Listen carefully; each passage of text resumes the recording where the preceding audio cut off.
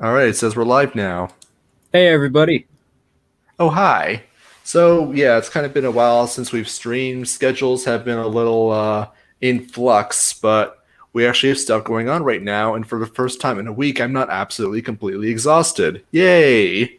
Yeah, and I don't have a consistent schedule, but I know what my schedule will be in advance. For those who don't know what happened, or are not frequent visitors in the Discord, in order to finance the FNet project, I got a gray market job. Mm-hmm. Now we That don't. okay? What were you gonna say? Oh no, Sorry. continue. I was just I was just going to add about FNet. It's very late in development at this point, so that's an update, I guess. It's not a very specific one, but Yeah, there is good news that stuff is getting done on the project. Though I don't um, think we have much in the way of news to share about that.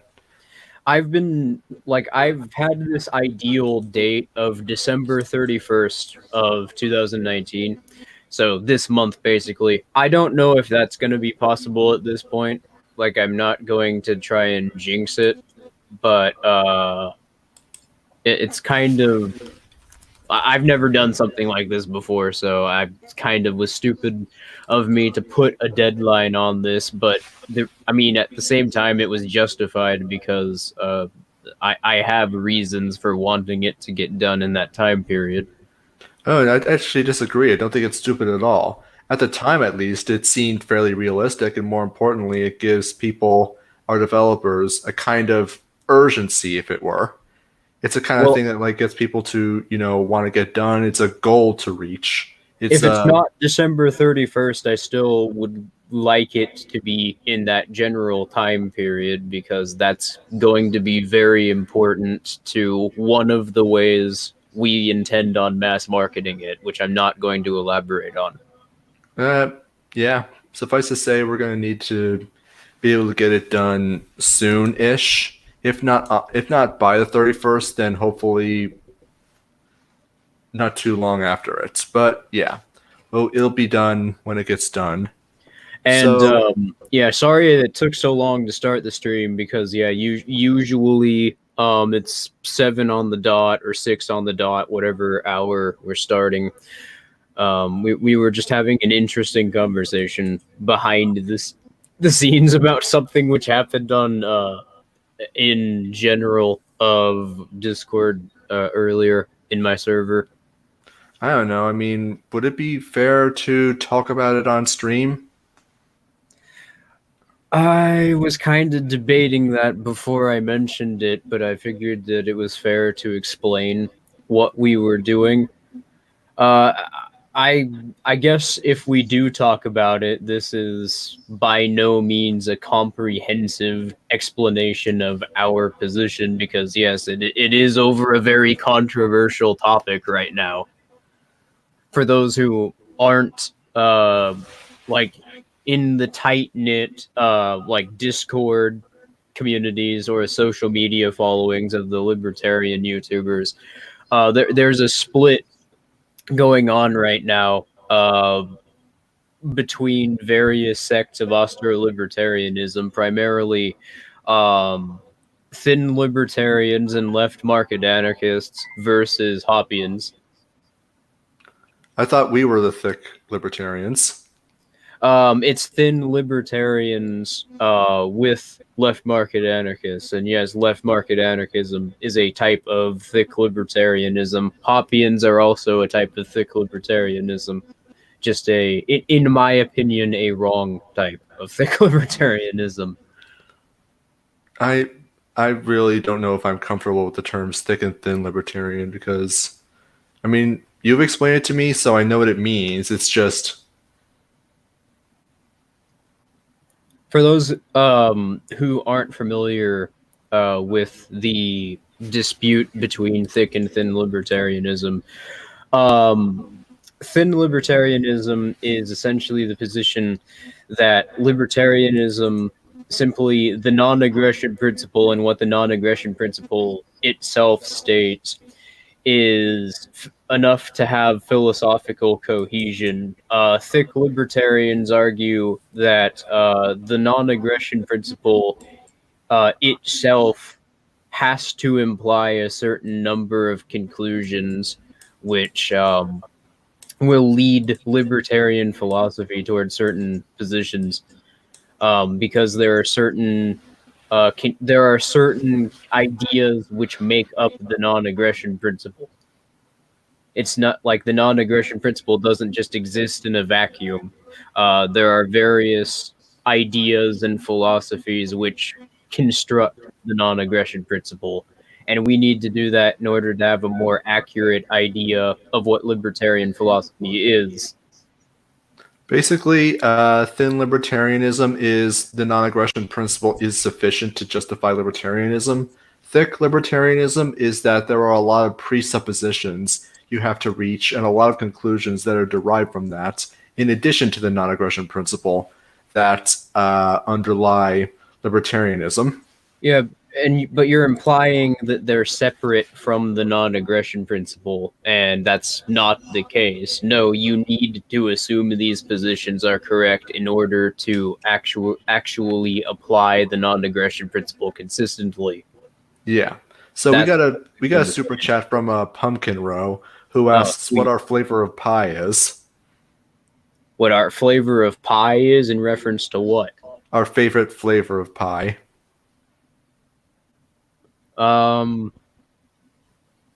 Those kinds that are like chocolate filling but have a vanilla top, like a cream layer on the top, but like the filling is kind of chocolatey. Honestly, the closest thing to pie I've ever had is pizza. That's a type of pie. I mean, sure. The American version's kind of retarded, but yeah, if you saw what Italian pizza looks like, you'd understand why. Are we talking deep dish or thin crust? Oh, hold on a minute. I need to explain that in greater detail. Give me a second. I like Darky's answer, raspberry pie. But yeah, I mean, pie in general as a dessert never really had an appeal for me. It just didn't look good, and I already know like I didn't like the taste of baked fruit. So the idea of having like an apple pie or blackberry pie, that kind of thing just didn't really have any appeal for me. So I haven't had an opportunity to try pie, and honestly, I don't have much of an interest. Now, the kind of like chocolate and vanilla pie, I'm sure that's good. And I'm pretty sure I might have had one of those things before, but it's been so long that I can't possibly remember. And clearly, it wasn't that appealing. I mean, sure, I'm pretty sure it was good, but it just wasn't a thing that stuck out of my memory enough that I would go out of my way to try to get it again in the future. And someone asked, do Jewish lizards not eat pie? It's a question of individual preference rather than any kind of dictate imposed upon us by the hive mind. Which, by the way, I am still waiting for that. I am still waiting for my invitation into the Jewish lizard hive mind. It has not arrived. Man, what did I walk into? But yeah, that was terrible timing. I'm sorry. I basically someone in my family went and got food before the stream. I agreed to help them carry it in from the car, and yeah, they didn't come back until after we'd already started. Yeah, mid-sentence too. That was a terrible fucking time to get cut off. But I don't know what you said after I left, but yeah, what I was about to explain is Italian pizza is it's a lot more like a pie. Like there's a cheese layer on top, and then it's like stuffing in the middle, and the crust is very pie-ish. Like you could look pictures of it up on Google. And once you see that, you understand a bit more why it's considered to be a type of pie. But I still think the American version of pizza is better, even though it's retarded. So I believe you're referring to deep dish, which honestly I don't like deep dish. I prefer thin crust. It's an improvement on the design personally. it's not a question of the crust; it's a question of like what the dough is made of. Hmm. But I mean, But like thin crust generally refers to like those very flat pizzas. yeah, I know what you're talking about, and that's not what I'm describing. But where exactly were you? I heard something about Jewish lizards, and I don't even know how to approach that. All right, so I was just going on about how or why it is that I've never tried pie that much, and then I noticed someone asked the question if Jewish lizards not eat pie, and I just said like no, it's a question of individual preference. It's not dictated to us from the Jewish lizard hive mind. All right, fair enough. I don't know why you'd want to be part of the hive mind. You Well, know, because well, I mean, the amount of resources you can get from the hive mind just by existing is outrageous. It's basically they basically pay like $500 an hour just to sit on your hands. It's fantastic. fair enough. But yeah, what we were about to explain when we were talking about the dispute going on over Discord, which frankly I'm not really interested in continuing it on Discord at this point. I It's going to be my next video. Well, not my next video. I'm in the process of writing my next script, but the script after that is going to be an essay about conflicting ideas within libertarianism, and how people come to those conclusions, the sort of narrative basis around which how certain schools of thought approach these conclusions. And the reason for this is because I've noticed like I think a lot of people have noticed this as well, but they're very uncomfortable to admit it. But as political organizations based around messaging libertarianism, they're not very effective. And the reason that they're not very effective is because one thing which they seem suspiciously averse to is trying to define their philosophical principles with any sort of cohesion or definable way. They'll talk about property rights, but they don't explain what the necessity of property rights are, and don't evaluate them against different schools of property rights. Because the thing is, there are various different ideas about what a property right is within the idea of exclusive ownership or private property. And that's kind of what I'm going to be going over. And yeah, I've been very critical of a lot of these schools of libertarianism because I think that they come to some very horrible conclusions which are not possible, or they don't share any continuity with libertarian philosophy. And Hoppianism is one of them. And we were just having a dispute in Discord earlier about that, and that's what Filthy and I were talking about. To clarify, we're both LMAs. I don't think he would consider himself one, though. And the other person was a Hoppian. I generally don't consider myself an LMA. I just generally, actually, I'm not sure what the best term I would use to describe myself. I think it's just Austro-libertarian would probably be best. But Okay, well, yeah, fair enough. But I don't know if we uh, can really go into detail here because it's kind of gonna come off as talking behind his back.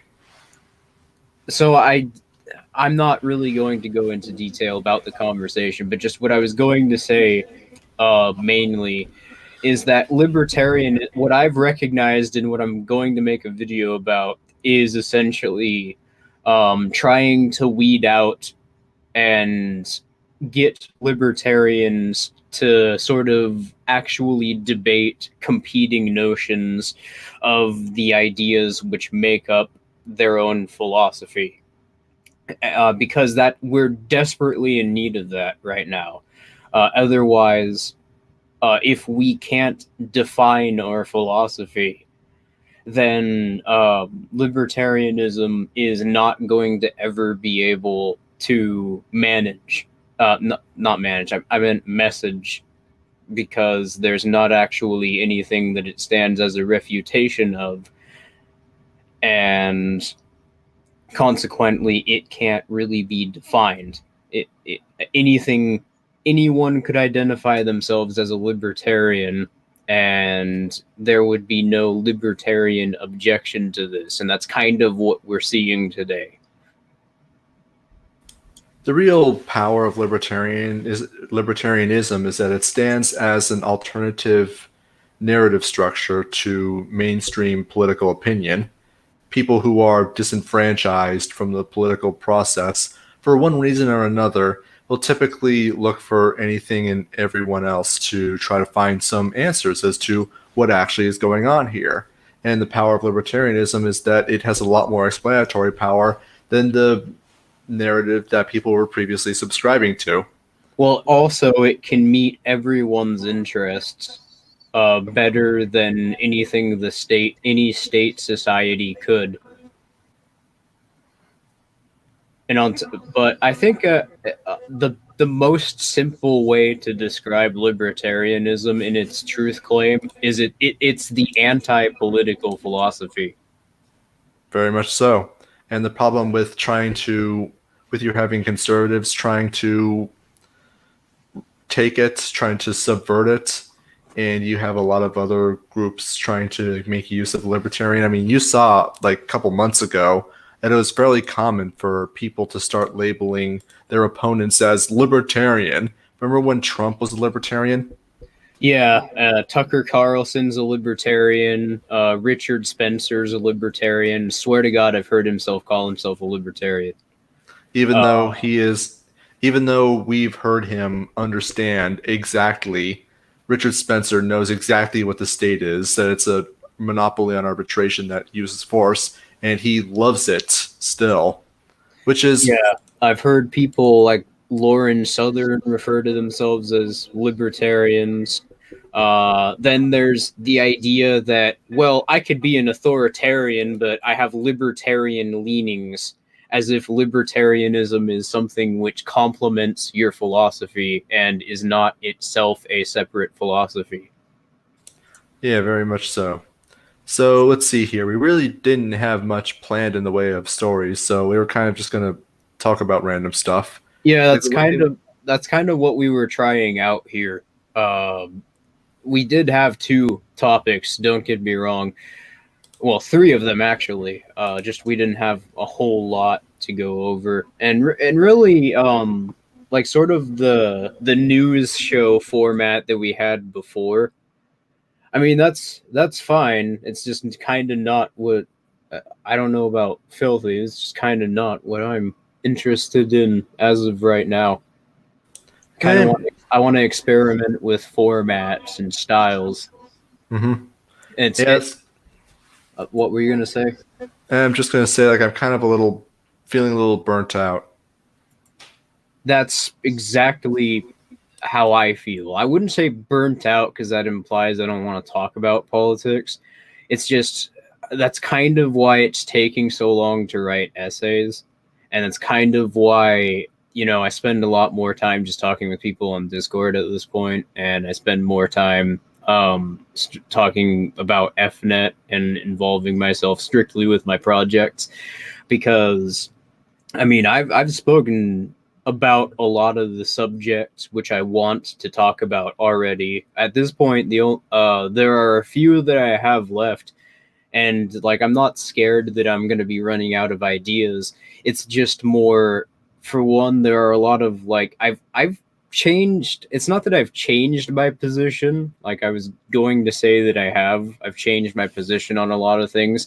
It's more that developed a I've developed a more nuanced, detailed view of a lot of philosophical ideas, and a lot of I've developed a sort of detailed approach to analyzing political narratives and how information comes across.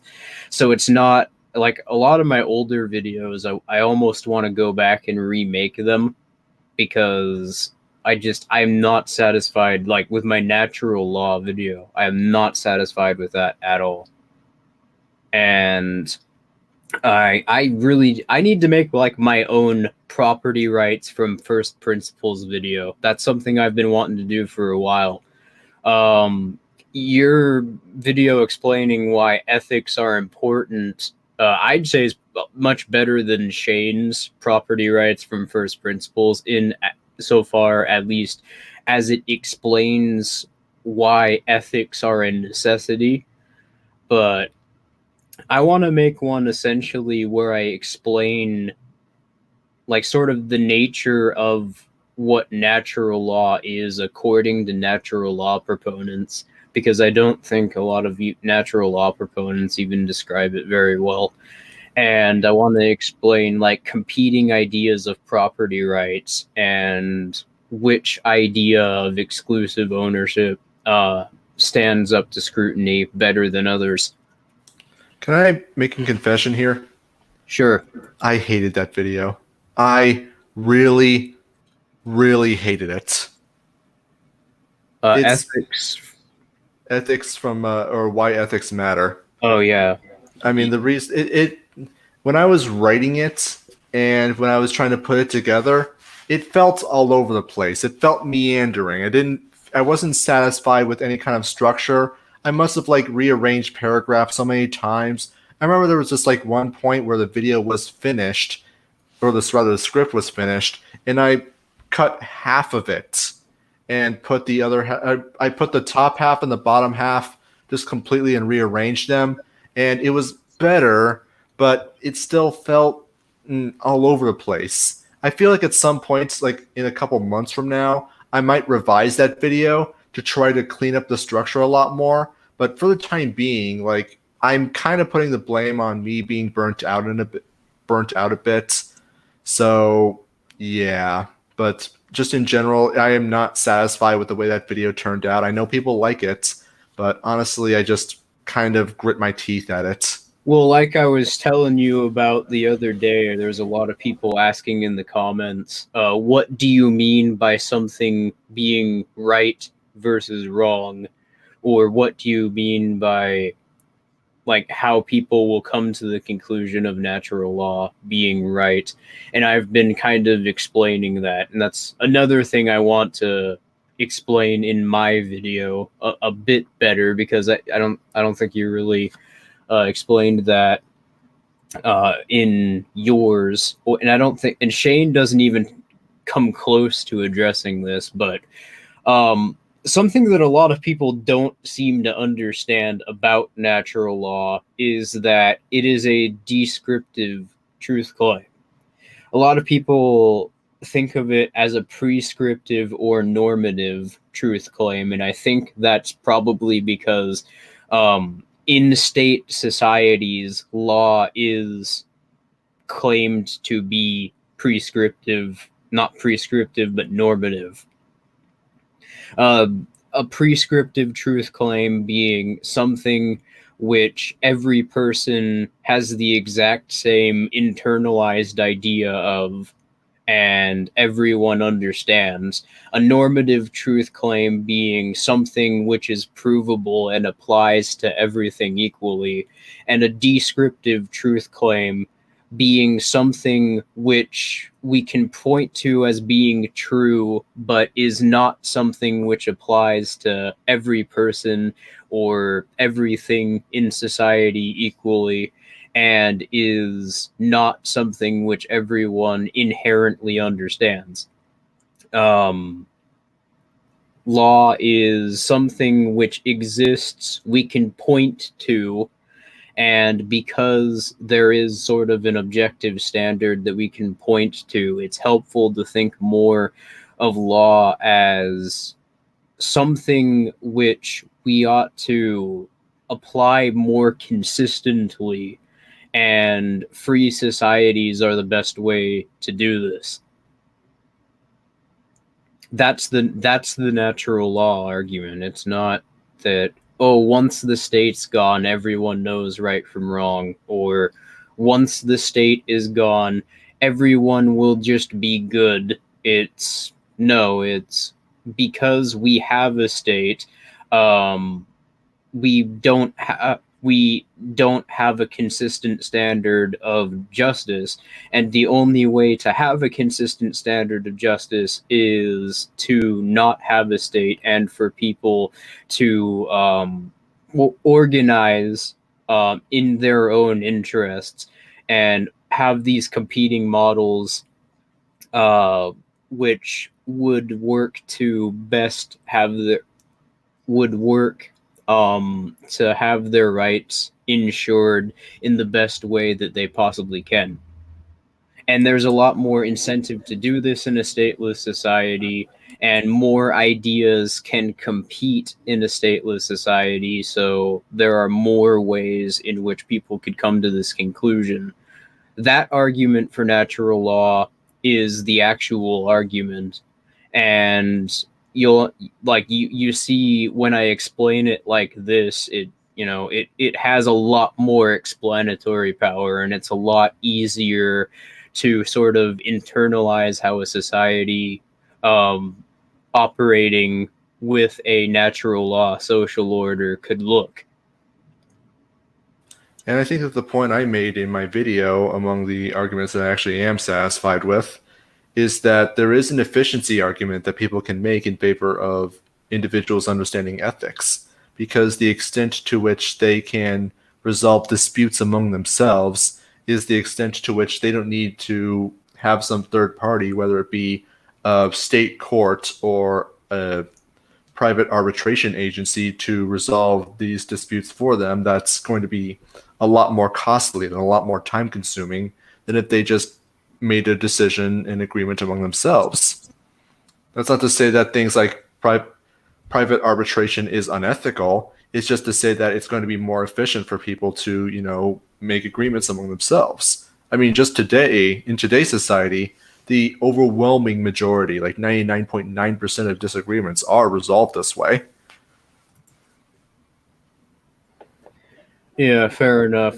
So, do you want to get to the topics, or do you have anything else that you wanted to talk about? Because I mean, we're halfway through the stream.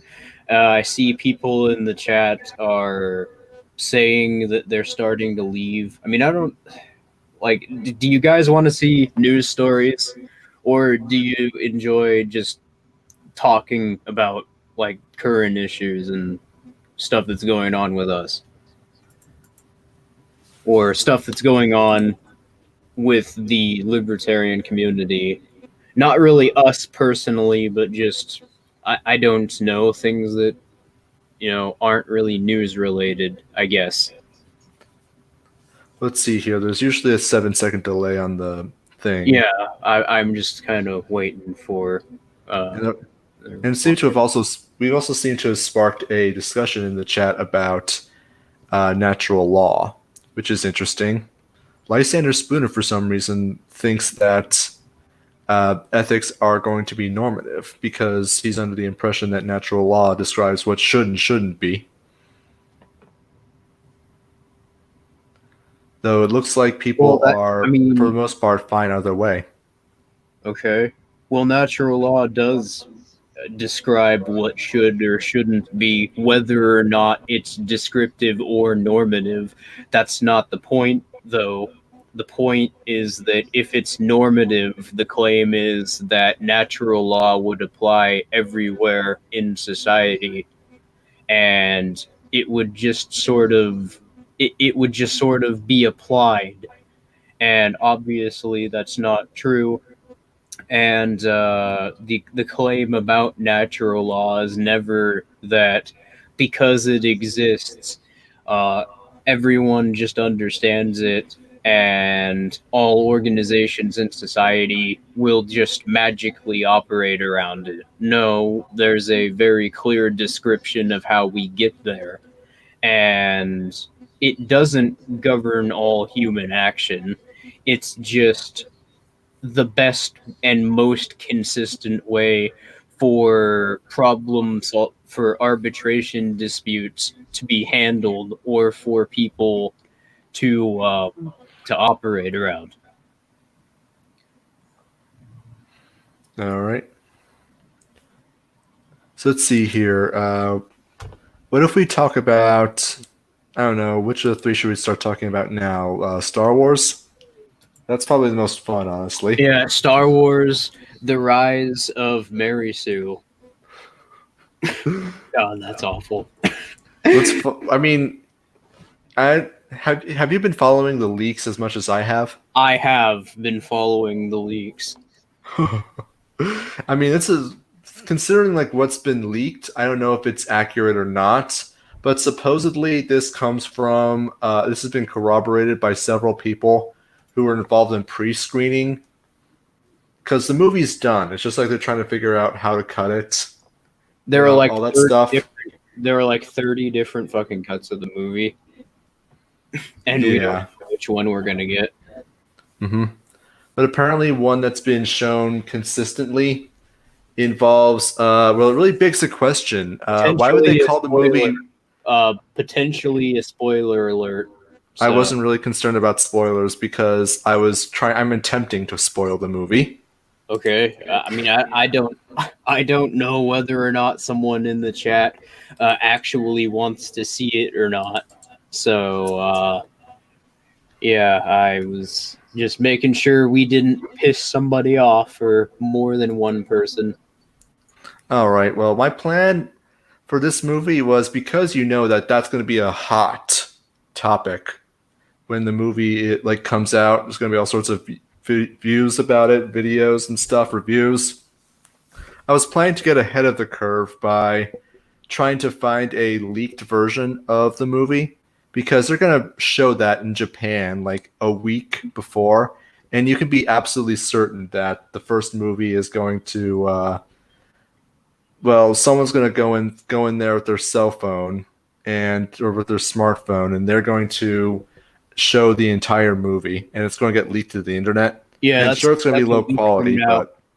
And I remember when The Last Jedi came out, there were leaked videos of the Leia, Mary Poppins in space scene. I actually don't remember that, but I'm kind of hoping to get the full movie before it comes out. That way I can watch it, get my own commentary on it, thoughts on it, put a script together, and that way have it on standby so that when the movie does come out, we can justify having it on our channel like hours after the movie comes out, be ahead of the curve, get a crap ton of views. Yeah, we can probably just upload this stream with a title talking about it, and then in a week, once it starts blowing up, yeah, our video will be topping the algorithms. and it'll be absolutely hilarious. Now, I'm wondering why they call it The Rise of Skywalker, because according to the cut that a lot of pre-screeners have seen, and the one that really pisses them off, yeah, all those Skywalkers are dead. They're all gonna die.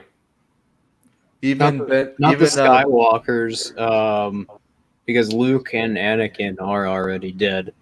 Well, Leia's gonna die too. Oh, well, technically related to Anakin, but okay. I mean, technically she's a Skywalker.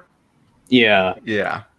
But Yeah, it's all the main characters from that are still around from the original cast. That there's a cut apparently where they're all gonna die, and it's in a really stupid way.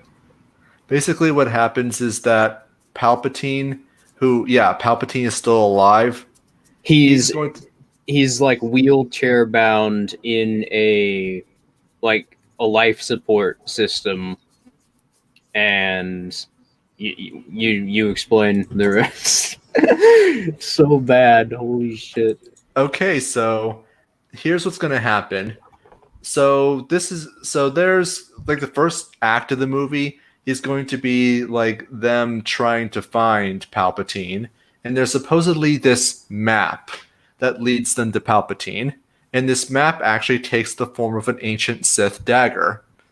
And you can actually see this dagger in a TV spot trailer that came out like 2, 3 days ago.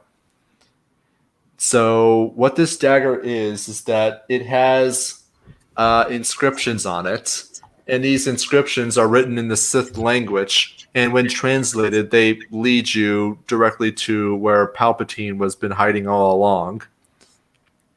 And this is like I think it's on Endor because that's like where the Death Star wreckage is. I don't remember like why they're going there, but yeah, the find a map leads into Palpatine, and then Palpatine was like 120 years old at this point, wheelchair bound on life support because he's old. He's going to make his big reveal about the truth, and that you know how in Episode 6, Darth Vader betrayed Palpatine and threw him down a shaft into the main reactor of the Death Star, causing him to fucking explode. Yeah, that was a clone. Palpatine knew all along that that would happen, and so he had it arranged that a clone body that acted like him, looked like him, sounded like him, and even could use Force lightning, and so was trained in the Force, would all do that, and therefore it made basically the entirety of the previous 6 episodes meaningless by not only making Darth Vader's redemption arc completely pointless, but also the whole Chosen One narrative from the prequels completely irrelevant. Well, the fact that Palpatine didn't die itself made the redemption arc pointless, but now it's like not only was it pointless, but it made all the main characters look like a bunch of fucking idiots, basically. Pretty much. Bamboozled. Yeah, and I can see people in the chat right now. They're not happy about that for obvious reasons. I mean, at least in Legends, in the Legends continuity, Vader did kill Palpatine. The only reason that he returns is because he has cloned bodies that he can transfer his spirit into. So yeah, he actually did kill him, though he's not dead. He didn't stay dead. But here, like, he didn't die at all, so that just completely invalidates that.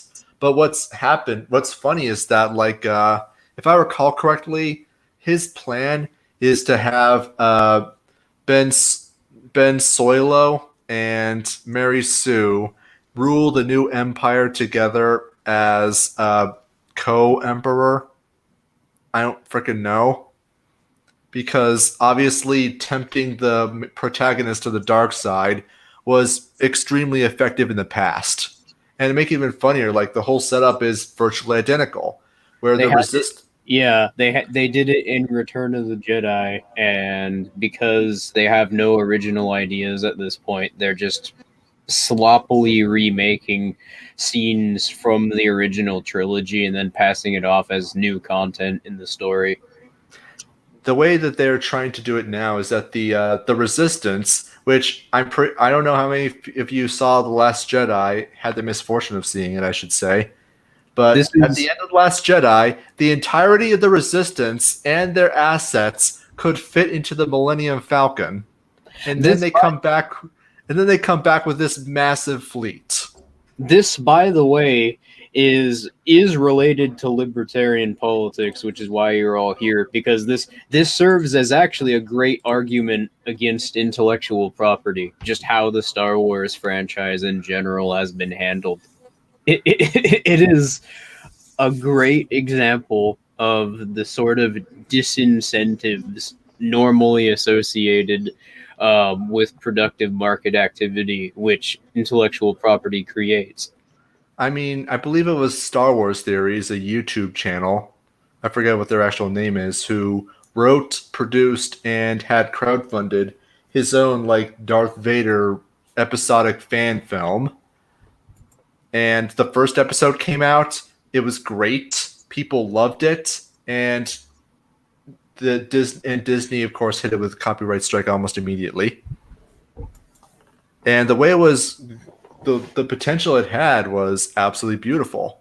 It was going to have actually no, I probably shouldn't spoil it because there's a not zero chance it could have come out in the future, and you should probably see it for yourself because I'm pretty sure you can find archives of it on the internet somewhere.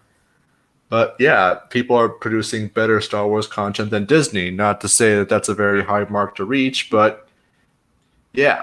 So, anyways, let's continue on about the way that Disney is going to completely invalidate the first 6 movies of this trilogy.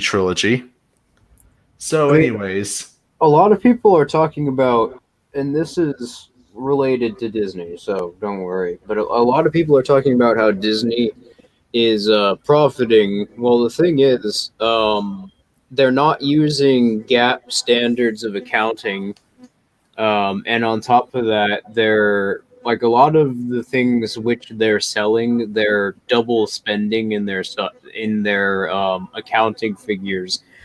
Like they'll sell gift cards as like they'll count gift cards as something which was sold, and then they will count people spending credit on their gift cards on Disney products also in their total revenue. So it's double spending basically. pretty much. Not to mention that in order for the purchase of Star Wars to be profitable in the first place, well, they had to be collecting interest on it every year. And the fact of the matter is that the movies plus merchandising is not making much money at all. At all. The fact of the matter is that they are bleeding money, which is primarily the reason why like they had this whole cinematic universe plan for Star Wars, and which included like a whole set of like side movies. Ryan Johnson was slated to be put in direction of his own little trilogy, completely separate from the Skywalker saga, and all these new TV shows, a new trilogy to come out right after the sequel trilogy is finished. So we were gonna have episodes 10, 11, and 12. Yeah, that's not happening anymore. But anyways, so what's the setup is going to be that after they have the map and Ben Solo has been turned back to the light by Ghost Han Solo because apparently Han Solo can turn to a Force ghost now. Apparently, Disney, like everybody remembers how Disney was going to buy Fox, or they did. I don't remember how that turned out, but apparently, um, the reaction to that internally was essentially just negativity overwhelmingly. Because the thing, like Disney, even with all the subsidies and in basically direct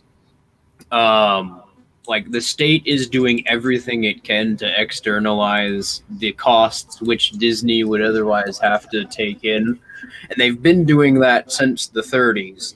But it's really like even with all that state privilege that Disney benefits from, um, they're starting to have problems with diseconomy of scale and how many resources Disney has, and that was acknowledged internally by Disney.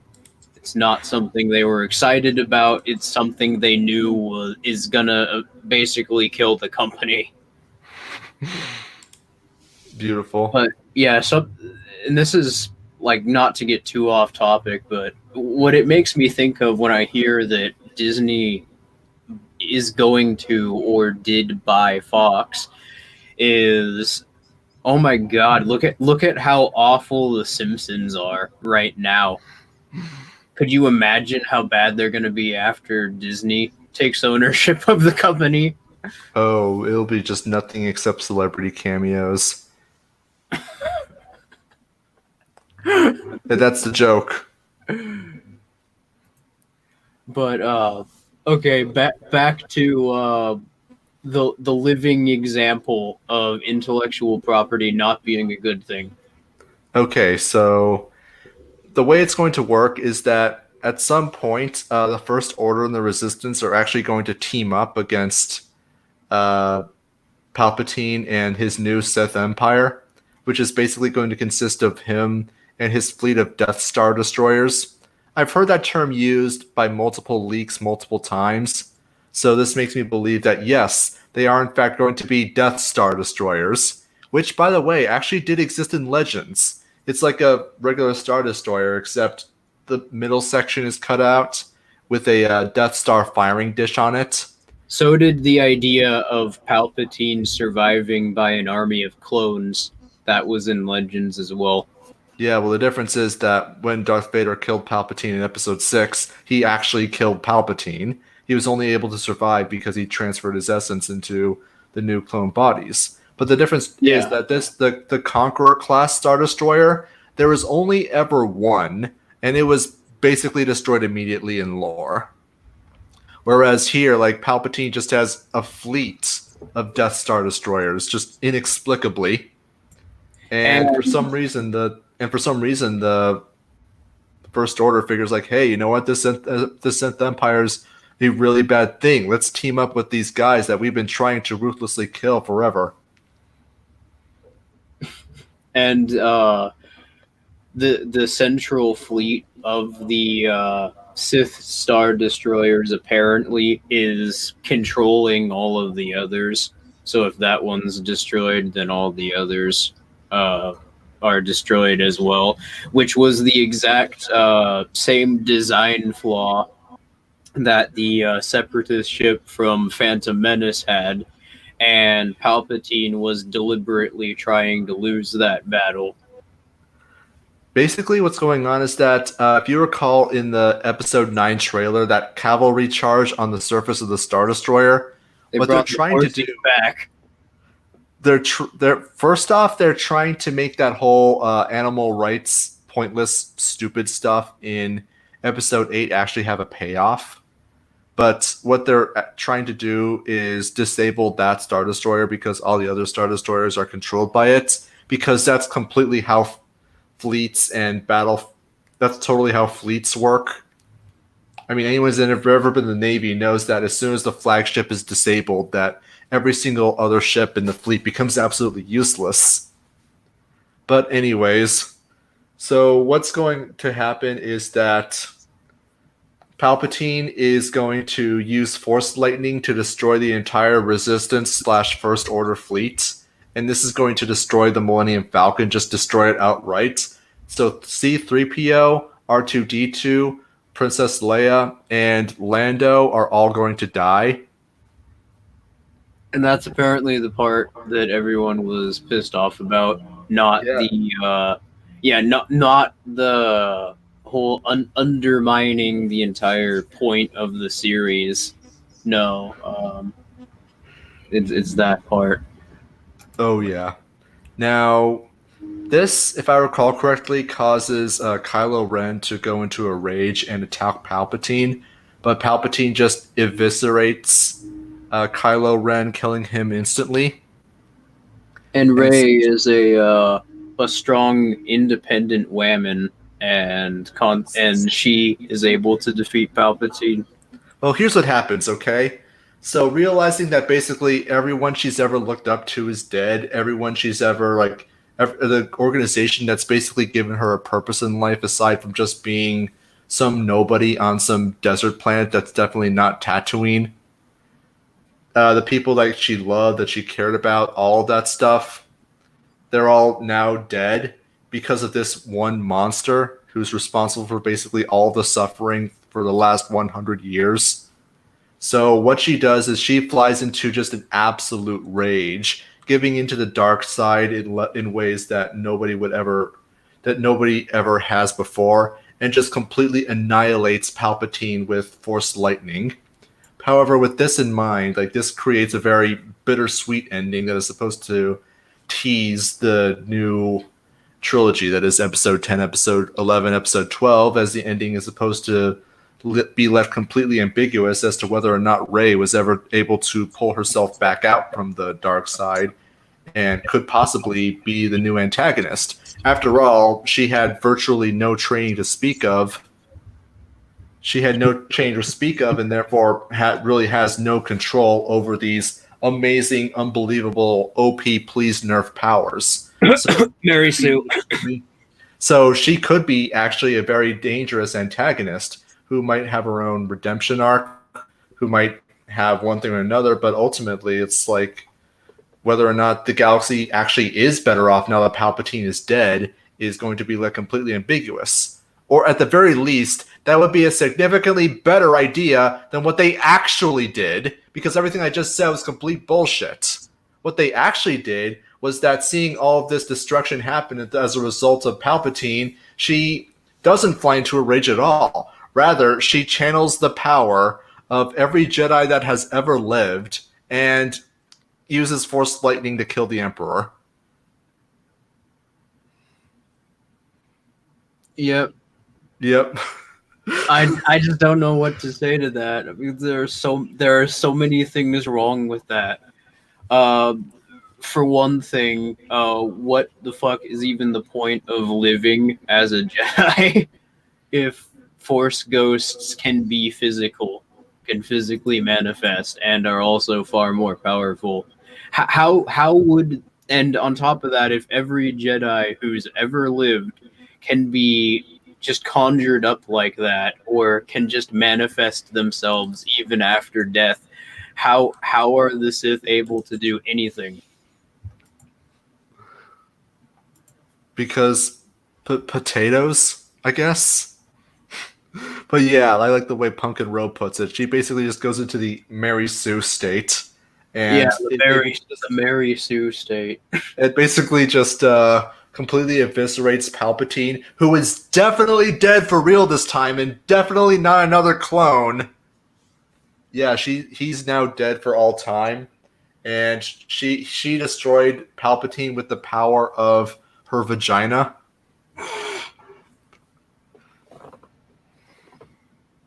Suffice to say, yeah, that's basically what happens, and now it's up to Mary Sue to rebuild the Jedi Order, even though really nothing has happened. She hasn't grown as a character at all. Nothing has really changed. The First Order, in fact, is still there. Palpatine is Palpatine is kind of doing his own thing. The First Order, yeah, they're still being the First Order. And This is so stupid. I'm just hearing it described. That is so dumb. this is so terrible. Episode 7, 8, and 9 have to be decanonized. They're gonna be decanonized. There is no other way. I don't think that it's unsalvageable. Yeah, I mean, I think Disney could try that. Say, oh, this is the new episode 7. It's not shit this time. Even though that's not going to be possible because it's Disney. I mean, sure they could, but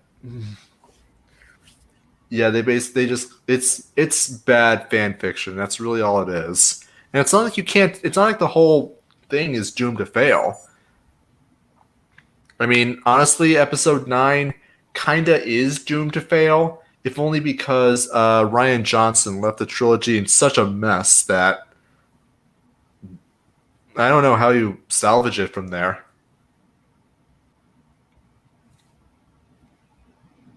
Yeah, I don't know either. But Anyway, do you have anything more to say, or are we gonna move on now? I think we're gonna move on now, but I I'm just might gonna just say make I'm very excited for episode 9 because I just want to see how gonna be so terrible it bad. is. Yeah. We were gonna talk about Coppa, but we only have 5 minutes, so Eh, I think I'm just gonna make a video about that. You might make a video about that too. In which case, we should collaborate again. I don't think I'll do a video on that one actually. All right, fair enough. I'll make my own. But yeah, I definitely need to address it. A lot of people have been asking me what my thoughts are on Coppa. So I guess it's not like I don't have too many thoughts about it. I It's not surprising at all that it's being framed as a YouTube policy and not something that the FTC is doing. That's kind of what I'd expected. But the thing is, I'm skeptical as to whether or not COPPA will actually end up being applied in the way that people are claiming that it will, or that YouTube is like, or that the FTC and YouTube are going to actually apply those standards as the final version. The reason why I'm skeptical about that is because it's basically going to kill YouTube, and neither the state nor Google wants that. For those of you who are confused, the YouTube was fined like what was it, 124 million or something, some ridiculously huge number because their content was being shown in a way that does not comply with COPPA, which is already government legislation. So it's not like something that's being proposed, it's already there. But clearly, the FTC wants YouTube to be a lot more, well, family friendly. And so they're pushing that cost back onto content creators who are now going to be required to select their videos whether or not they're kid friendly or not kid friendly. I forget what the actual terms are, but basically they're going to determine, or they're going to force YouTube content creators to determine whether or not their content is kid friendly or not. And if YouTube finds that people are not doing it correctly, like they list their, suppose that some guy makes a Minecraft fan song and they list it as kid friendly because the animations are fairly cute and the songs are PG rated, but there's like something in the background that YouTube doesn't like, and their algorithm determines, oh, this is for adults. Then they're going to be fined like some ridiculous amount of money by Google. No, that the FTC chairman. I'm responding to something Pumpkin said in chat. The FTC chairman lied specifically about about the law targeting content creators, and they've also stated very specifically it is intended to target content creators. So the fact that they've been kind of dodgy about that area, and the fact that it would benefit the state and Google both, in the sense that it would be that part could be used to suppress information, even more so than it is being suppressed. Because videos which are, I don't, I think it's, if they're not for kids, then they're rated lower on the algorithms, which makes it even harder to find videos that are not for kids. So, yeah, I don't know if it's necessarily, if it's to target YouTube. I think YouTube is working as an arm of the state, basically. So I think that there's a shared interest between Google and the state. In fact, Google was even founded by the state. It was financed by InQtel, which is a venture capital firm. It is a CIA founded organization posing as a venture capital firm. So, but yeah, I am very skeptical as to whether or not it's basically like a lot of people are saying, oh, it's gonna you're not gonna be able to animate on YouTube. You're not gonna be able to talk about politics. I'm sure there are gonna be more restrictions. I'm not denying that, but just that you're not gonna be able to talk about it. I know as a matter of fact, that is not going to be how this is implemented. And if it is, it's the dumbest move that the state and Google have made thus far, because it's going to kill YouTube and it's going to cause everybody to leave, since the reason people go to YouTube is for that content. If that content is no longer on YouTube, then everyone is going to go where the content is. It's just gonna. You're not gonna legislate morality. You're just going to drive people who want edgy, cool stuff underground. Which at Because that point, like it loses. You're losing your appeal. You're gonna try to sterilize it. People are gonna. Stuff that's sterile is something that people really don't want to have any interest in. And sure, there will be some creators still, but you already have a lot of large YouTubers, some of whom I don't recall any off the top of my head, but they're already leaving. Imagine what happens film if, theory, Matt Pat left. damn, those are, That's one example. that's big. Imagine what happens if PewDiePie leaves. PewDiePie This, might. if PewDiePie leaves, like he's one of the few people in the world that could actually kill these platforms overnight. If PewDiePie left YouTube, YouTube would die overnight, similar to how if Donald Trump left Twitter, he could kill Twitter at any point. Well, yeah, Donald Trump's not going to leave Twitter because Twitter is fucking. The state likes Twitter being around, and and Twitter is another thing because apparently their TOS is now banning people from posting not safe for work content. So now they're going to have another Tumblr refugee situation from the looks of it, except it's a mass exodus from Twitter. And a lot of those people, this is something that's going to awaken the Zoomer in everybody who's watching the stream, and probably you, Filthy, as well. But a lot of these people who are leaving Twitter are going to Newgrounds. Remember Newgrounds? Yeah, you were actually telling me about this yesterday. Yeah, so that site is, oh shit. Got a $50 super chat. Yeah, Damn. I just saw that. Yes. Hello. Hey, thanks for the money, man. Appreciate it. Yeah, thank you. But yeah, what I was gonna say is, yeah, Newgrounds. I think probably out of all the proprietary media websites that people could be going to, that's the best one that they could be going to. Because for one thing, to my knowledge, it's not owned by any like state media companies at this point. It's still kind of a yeah, it's kind of a new I'm sorry, I got sidetracked. It's a small company still, and on top of that, they've always had like a very like fuck the establishment attitude. Mm-hmm. So, but the thing is the moment that Newgrounds, if it does end up becoming the dominant platform, the moment that it actually starts gaining traction, I know what's gonna happen.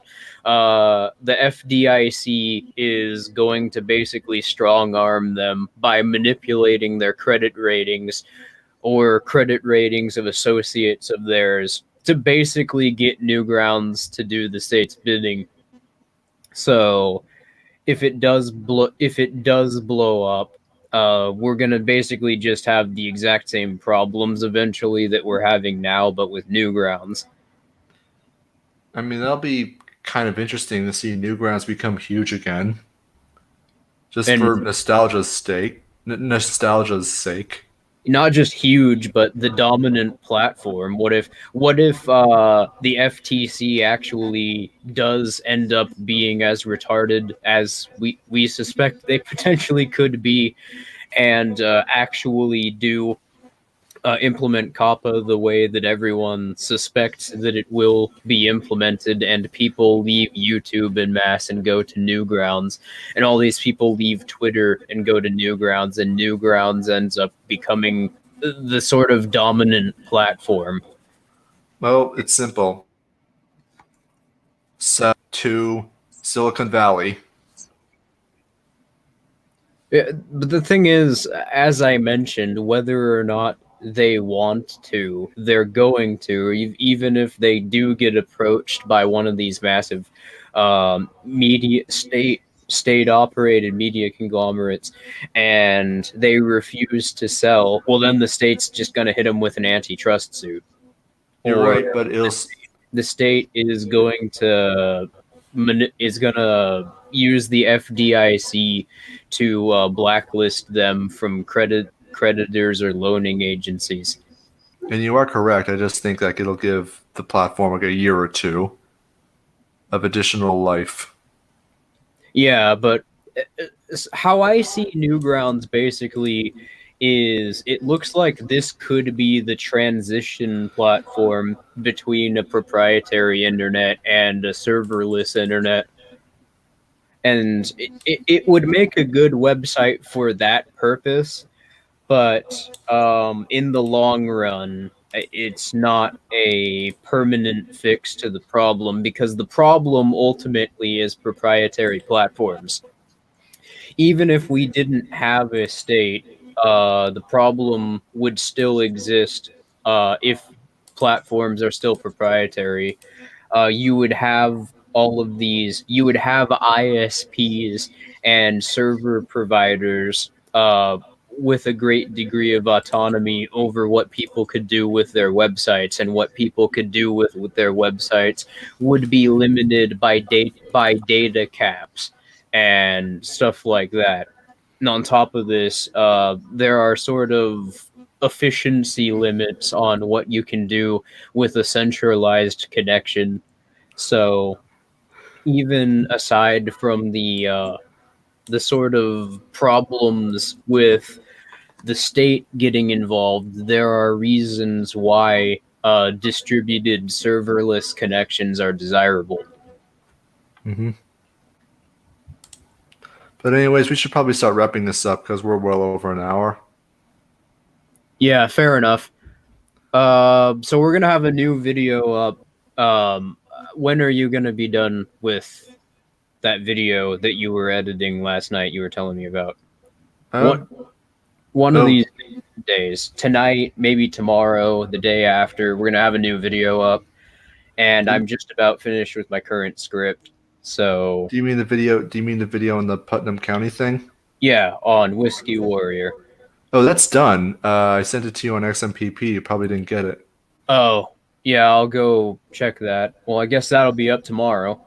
All right. And Ooga Booga sent another $10. Damn. 6 likes and 23 watchers. Come on, guys. Like it up for our favorite free market anarchist furries. Well, yeah, liking the video would definitely improve its standing in the algorithm. Absolutely. So, yeah, go ahead and do that. My current... Thank you very much. All right. My current script that I'm working on right now is almost done. I have yet to add... you know what? I don't know if I'm going to add on to that script about the internet at this point, because I've looked it over. I don't know what I could add. So maybe you can just ask Doug to record that. And if that's the case, yeah, we have that video coming out as well. Oh, right. And I'm also going to be experimenting with styles quite a bit in the next month or two, because like I've said, I'm kind of like, for the sake of streaming, I'm becoming, a bit bored with the we're just reading off news stories and stating our opinion on those news stories. That format, I'm kind of getting sick of it. But also this like cringy 2015 commentary style, I'm kind of, it's causing some problems. Mainly, Filthy's pointed out, it makes my videos seem very wordy.